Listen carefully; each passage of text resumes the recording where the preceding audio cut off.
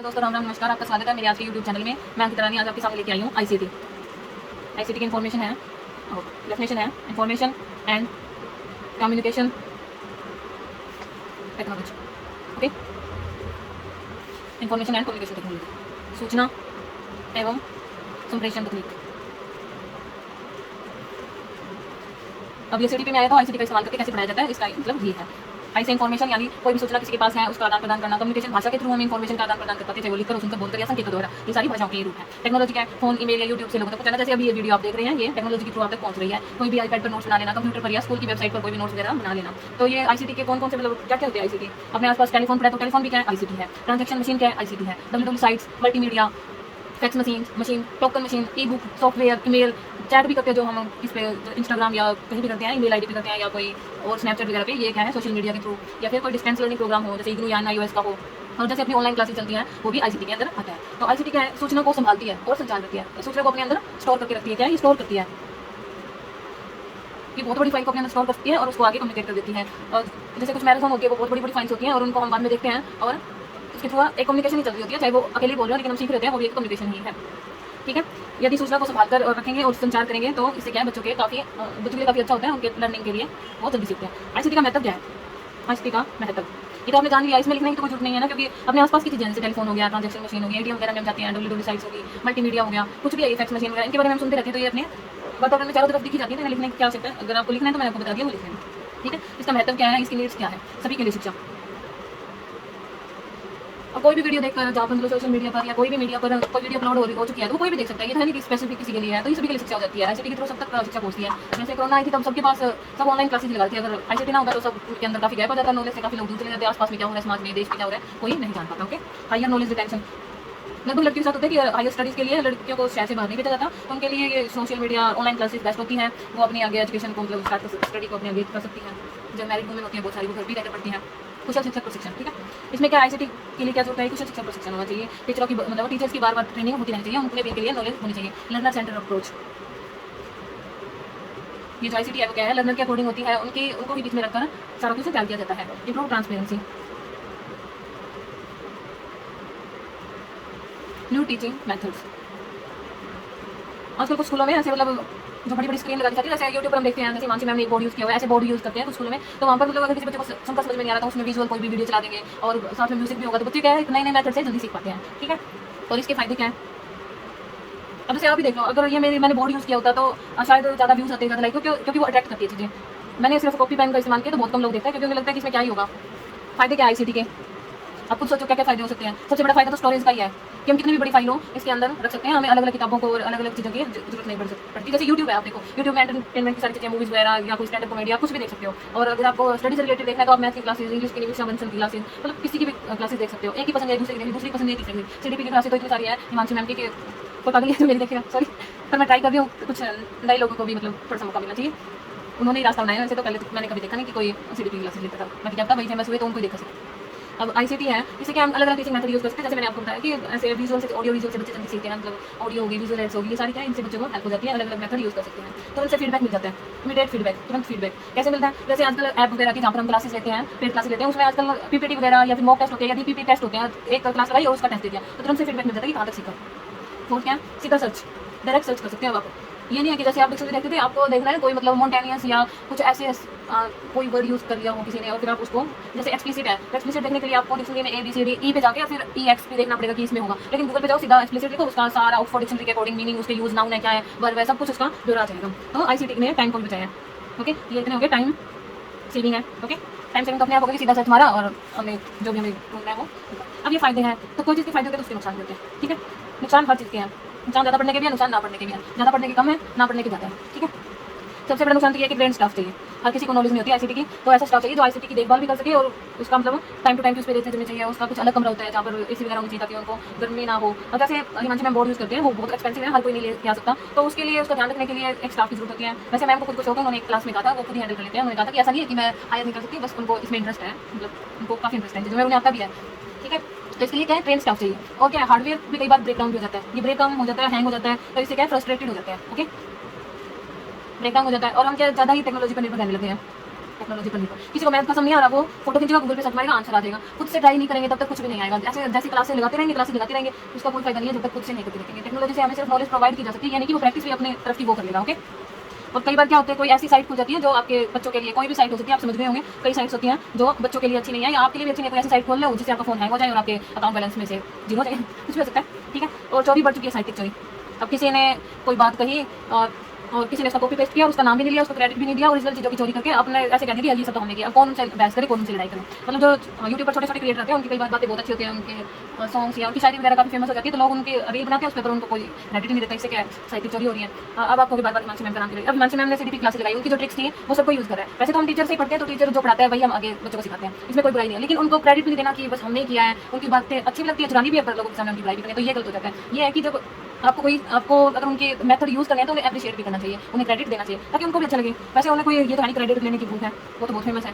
बस ये है कि अगर आप किसी की बातों को आगे बढ़ा रहे हो तो कम से कम उनका नाम तो लिया जाता है। जैसे वाल्मीकि रामायण है, आगे चाहे कोई कितनी भी रामायण था, नहीं रामायण चाहे कैसी भी रामायण बना ले, लेकिन वाल्मीकि जी का नाम तो सर्वोपरि होगा कि जिन्होंने शुरुआत की थी। ओके, अब आईसीटी क्या है, शैक्षणिक तरीकों को बेहतर बनाता है बच्चों को। मेन तो इसका एजुकेशन में काम चल रहा है अपना। अब हम सीडीपी करें तो हम शैक्षणिक तरीकों को बेहतर बनाता है आईसीटी, ठीक है। तो ये फॉर्मल, इनफॉर्मल और नॉन फॉर्मल एजुकेशन के गैप को कम करता है। जैसे 2020 में जो कोरोना आया तो हम पढ़ रहे थे, फॉर्मल एजुकेशन थी, रेगुलर क्लासेस लगाते थे, लेकिन फिर क्या हुआ, एकदम से कोरोना आ गया, सब कुछ बंद हो गया, तो हमने उसको एक तरह से क्या हो गया, वो नॉन फॉर्मल हो गया था, ठीक है। क्या हम यूट्यूब से या फिर ऑनलाइन क्लासेस लगा रहे थे, ओके। तो कंक्लूजन ये निकलता है कि आईसीटी के फायदे भी हैं और नुकसान भी है, ठीक है। अब आगे हम करेंगे CCE, continuous and comprehensive evaluation. तो स्टार्ट करते हैं।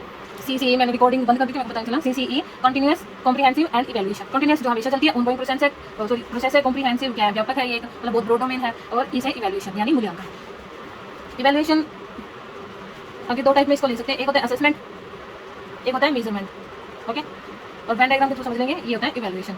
अब आप समझ गए होंगे कि असेसमेंट अलग चीज़ है, मेजरमेंट अलग चीज़ है, और इवैल्यूएशन के अंदर ये दोनों आते हैं। क्योंकि इवैल्यूएशन में बच्चे का ओवरऑल सारा मूल्यांकन किया जाता है, ये नहीं कि उसके बेस एक डोमेन को देखा जाता है। जैसे मेजरमेंट होता है वो क्वांटिफिएबल होता है कि कितने परसेंट बच्चे फेल हुए, कितने परसेंट बच्चे पास हुए। और जो असेसमेंट होता है उसमें बच्चे की क्या है, लर्निंग इंप्रूवमेंट देखी जाती है, उसकी मतलब समीक्षा की जाती है और लर्निंग इंप्रूवमेंट की जाती है, ना कि क्या है ताने मार जाते हैं।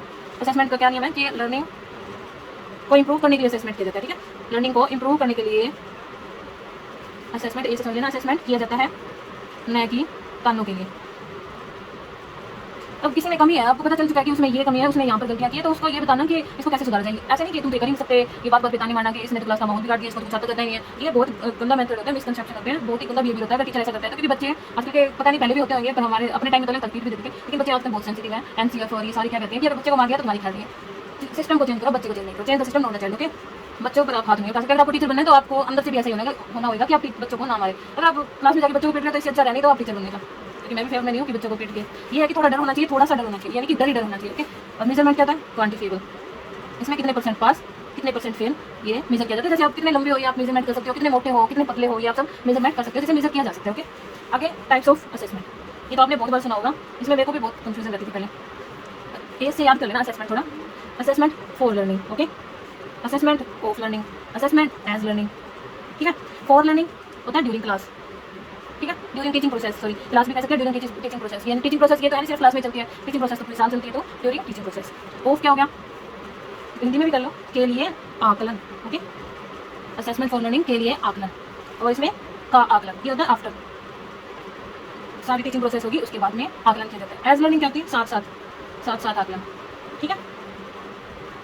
या सेल्फ भी कह सकते हैं, सेल्फ असेसमेंट या पीयर्स के द्वारा, जो बच्चों का ग्रुप होता है उनके एजमेट्स के द्वारा आकलन किया जाता है, उसको कहते हैं एज लर्निंग। फॉर लर्निंग क्या हो गया, during teaching process. Of learning क्या हो गया, आफ्टर, ठीक है, टीचिंग प्रोसेस के बाद। और एज लर्निंग क्या होता है, साथ साथ आकलन या पीयर्स के द्वारा।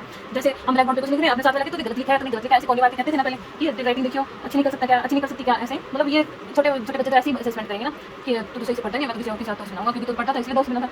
जब हम छोटी क्लास में था ना, फर्स्ट आने का ये सारा सबको ऐसे होता है, फिर वो ऐसे बच्चों को ढूंढते हैं जो फर्स्ट आता है उसके साथ ही ग्रुप बन जाता है। पता नहीं हमने तो ऐसे ही, पर मैं फर्स्ट ही आती थी क्लास में, हमेशा फर्स्ट आती थी, पता नहीं अब क्या हो गया, जैसे जैसे बड़े हो गया। और देखिए तो उस टाइम के हिसाब से, लेवल के हिसाब से फर्स्ट आना तब भी अच्छा ही था। अब इनको एक्सप्लेन कर देती हूँ। फॉर लर्निंग को ड्यूरिंग क्लास वाला, ठीक है, ड्यूरिंग क्लास ये ऑनगोइंग प्रोसेस है, पूरे साल चलती है, ओके। ड्यूरिंग क्लास मतलब आप अगर 9th क्लास में तो 9th क्लास में पूरी साल चल रही है, 10th में तो 10th क्लास में पूरी साल चल रही है। ड्यूरिंग टीचिंग लर्निंग मेथड या प्रोसेस, ठीक है। क्लास के दौरान क्या होगा, जब आपको प्रीवियस चैप्टर पढ़ाया गया और उससे रिलेटेड टीचर आपसे कुछ पूछे, आपका एक्सपीरियंस पूछे, आपसे कोई क्वेश्चन पूछे या कोई फीडबैक ले, तो ये फॉर लर्निंग होता है। जो ये एफए होते हैं हमारे यूनिट टेस्ट होते हैं, वो क्या होते हैं, फॉर लर्निंग होते हैं। ये भी ड्यूरिंग टीचिंग लर्निंग प्रोसेस चल रही होती हैं, ओके। और सेकंड क्या है, असेसमेंट ऑफ लर्निंग, ठीक है। ये क्या होती हैं, जैसे सेमेस्टर सिस्टम खत्म हो गया उसके बाद, सेमेस्टर के बाद आफ्टर भी किया था ना हमने, after teaching learning process, goals तक कहाँ तक पहुँचे। अब सेमेस्टर के बाद होएगा तो गोल्स की बात होगी कि सेमेस्टर के बाद अपना क्या होता है, कितने परसेंटेज नंबर आए, कितने परसेंटेज से फेल हो गए। जैसे आपने को 35% लेने थे, पता नहीं 28% लेने थे, अगर इतने नहीं लिए तो फेल हो गए। और इसमें क्या था, गोल्स अचीव करना था कि इतने नंबर ही लेने हैं। थर्ड क्या हो गया, as learning assessment as learning. इसमें क्या होता है, सेल्फ असेसमेंट होता है या पीएस के द्वारा होता है, टीचर से भी कर सकते हैं लेकिन सेल्फ असेसमेंट होता है, इसमें ज़्यादा कर सकते हैं लेकिन मेन क्या है, सेल्फ असेसमेंट या पीएस। अब मैंने आपको एफए करा दिया, सेमेस्टर सिस्टम करा दिया, तो ये किसके अंदर आते हैं, आपने ये सुना ही होगा, एफए और एसए। ये होता है फॉर्मेटिव असेसमेंट, ये होता है सम्मेटिव असेसमेंट। ओके, इसको कहते हैं रचनात्मक आकलन और इसको कहते हैं योगात्मक आकलन। एफए तो क्या, इसको ऐसे कर लेते हैं, when, why and how. Okay, तो इसको याद रहेगा अलग अलग पॉइंट्स में, ठीक है। कब होते हैं, through out the course, through the course. मैंने आपको बताया था ना अभी, through the course for learning during classes, तो फिर क्या है, फॉर लर्निंग इसके अंदर ही आएगा। क्या आएगा, फॉर लर्निंग इसके अंदर आएगा। थ्रू द कोर्स होता है तो फिर एज लर्निंग भी इसके अंदर ही आएगा, क्योंकि सेल्फ असेसमेंट या पीएस असेसमेंट भी क्या होता है, थ्रू द कोर्स ही होता है। और क्यों होता है कि गैप्स का पता लगाया जा सके और क्या है, लर्निंग को इंप्रूव किया जा सके, गैप्स का पता लगाया जा सके और लर्निंग को इंप्रूव किया जा सके। और कोई ऐसा बच्चा है जिसमें कोई कमी हो, स्पेसिफिक स्टूडेंट्स की नीड्स का पता लगाया जा सके।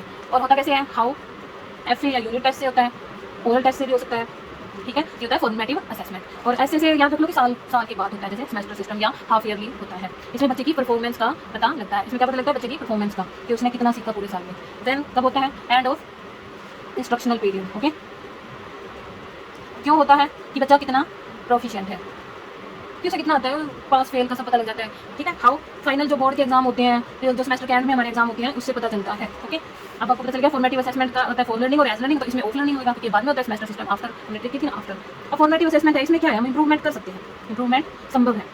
ओके, और इसमें नहीं है, अगर साल के बाद पेपर ही हो गए, आप नेक्स्ट क्लास में चले गए, तो उस क्लास के 9th क्लास में मान लो आपका सेमेस्टर सिस्टम खत्म हुआ और जब आप ये पेपर ही दे दिया, तो इसमें क्या इंप्रूवमेंट हो सकती है। लेकिन एफए यूनिट चल रहे हैं आपके, ओरल टेस्ट चल रहे हैं, आपको पता चल गया कि मेरी यहाँ कमी है, मेरे यहाँ नंबर क्यों कम आएगा, आप नेक्स्ट टाइम अच्छा करोगे और उससे नेक्स्ट टाइम और अच्छा करोगे। लेकिन जब आपका सेमेस्टर सिस्टम खत्म ही हो गया, एंड में आपने पेपर ही दे दिया, तो उसमें कोई इंप्रूवमेंट की गुंजाइश नहीं है। ओके, आगे करते हैं गुड टेस्ट। गुड टेस्ट क्या होता है, गुड टेस्ट अच्छे परीक्षण के गुण। ओके, क्या क्वालिटीज होती है गुड टेस्ट की, गुड टेस्ट याद रखो, गुड ब्रो आपको जाता है good BRO. Okay, BRO, B से क्या हो गया, वैलिडिटी, आर से रिलायबिलिटी, ओ से ऑब्जेक्टिविटी, ठीक है। इसको कहते हैं वैधता, विश्वसनीयता और वस्तुनिष्ठता। तो हिंदी में याद करना है वो तो 3 V है इसके अंदर, और इंग्लिश में याद करना है तो ब्रो, ठीक है। 1 2 3। एक सीटेट का जो पेपर होता है क्वालिफाई, या एसटेट का, या कोई यूपी टेट का, ठीक है, या सीईटी होते हैं, इन सब में क्या होती है, ब्रो होती है, वैलिडिटी होती है, रिलायबिलिटी होती है और ऑब्जेक्टिविटी होती है। वैलिडिटी क्या मापन करने किस उद्देश्य के लिए बनाया गया है, ठीक है। ये होती है इसकी वैलिडता। मान लो अगर आपका केबीएस का पेपर हो रहा है, उसमें सीडीपी ना इतना पढ़ रही है, सीडीपी की बच्चों को आगे कैसे मैनेज करना है, हमें अपने आप को कैसे संभालना है, किस चीज़ पे कैसे रिएक्ट करना है, ये सीडीपी में बताते हैं। लेकिन उसमें वो हो ही ना, तो उस पेपर का क्या ही औचित्य रह जाएगा, तो उससे रिलेटेड हुआ ही नहीं ना। अगर हम केबीएस का पेपर दे रहे हैं और डॉक्टरी के क्वेश्चन आ रहे हैं, तो ऐसे तो वैलिडिटी नहीं होगी, वो तो कोई भी पास नहीं कर पाएगा, क्योंकि जिस चीज़ का पेपर है उसी से रिलेटेड क्वेश्चन होने चाहिए। अब पेन है, मैं पेन का यूज़ क्या कर रही हूँ, लिखने के लिए कर रही हूँ, अगर मैं इसे लिख नहीं पाऊंगी तो ये मेरे लिए कोई काम का नहीं है। बाइक है, अगर उसे हम चला नहीं सकते तो उसका क्या काम है, जिस उद्देश्य के लिए बनाई गई है उस उद्देश्य के लिए हम उसे नहीं यूज़ कर सकते, तो उसका कोई औचित्य नहीं रह जाता, ठीक है। रिलायबिलिटी, विश्वसनीयता होनी चाहिए, कोई भी मतलब अच्छा टेस्ट है उसके अंदर ये मैंडेटरी है, ये तीनों चीज़ें।